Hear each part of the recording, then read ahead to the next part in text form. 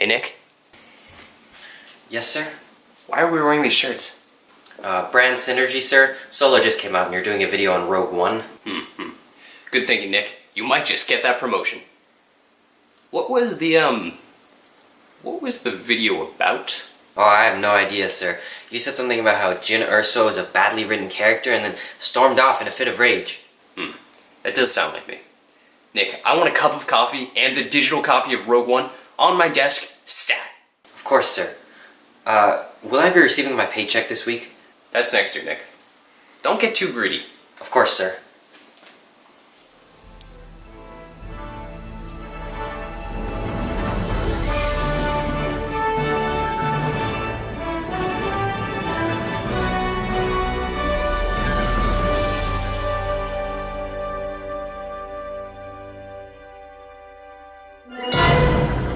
Most movies follow a pretty specific outline for the inner journey of characters. At the beginning of every story, the writer introduces who a main character or a protagonist is, what traits they have, what they look like, how they talk, and most importantly, what they want. In a lot of movies, this can be done in a single shot.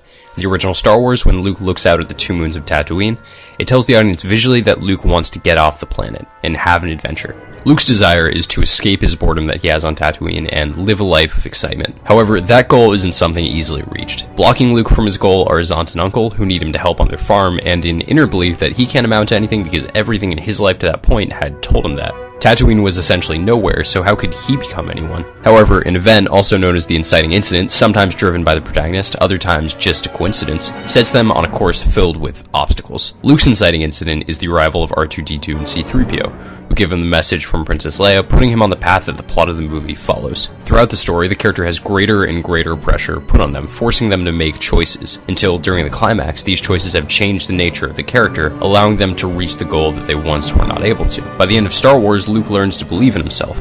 Use the Force, Luke.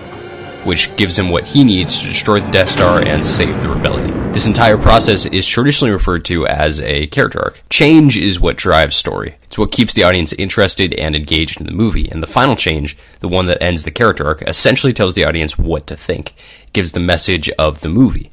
Luke believes in himself, and it helps stop the Empire, so the audience should believe in themselves too. For the entire movie, our brains are subconsciously waiting for a message to be delivered, even if we've seen enough movies to know what that message is. Just because I know that I should believe in myself doesn't mean that it wouldn't be unsatisfying if Luke didn't change into a better person at the end of his movie. The continuous obstacles and changes throughout a movie keep us on our toes, keep us guessing as to what the movie is trying to say, all of which is paid off with the completion of the character arc.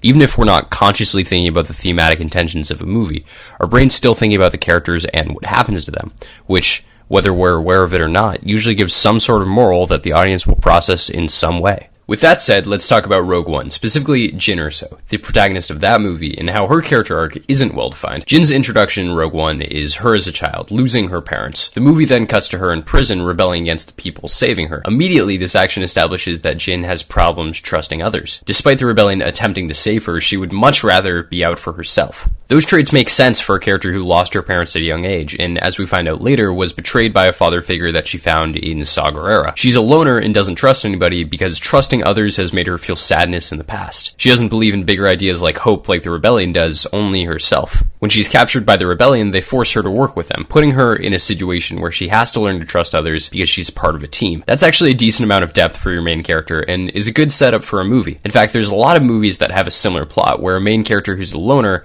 learns to trust others and believe in a cause that's greater than just themselves. The first Guardians of the Galaxy immediately comes to mind, probably because it's also set in space.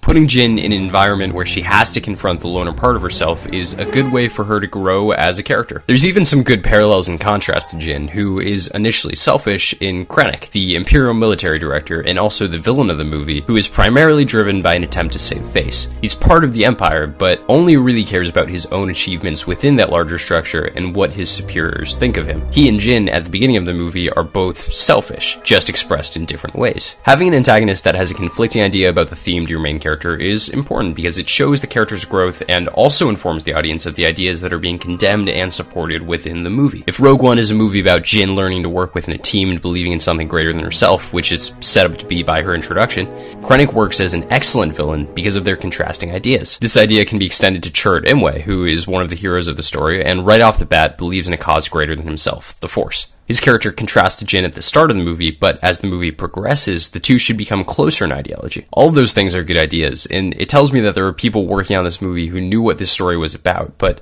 the problem is that a lot of that setup doesn't get paid off in ways that feel satisfying. Jyn's character mostly starts falling apart when she reaches Jedha in the beginning of the second act. She starts becoming weirdly trusting, which is the opposite of how she acted previously, talking to Chirrut pretty openly when she meets him.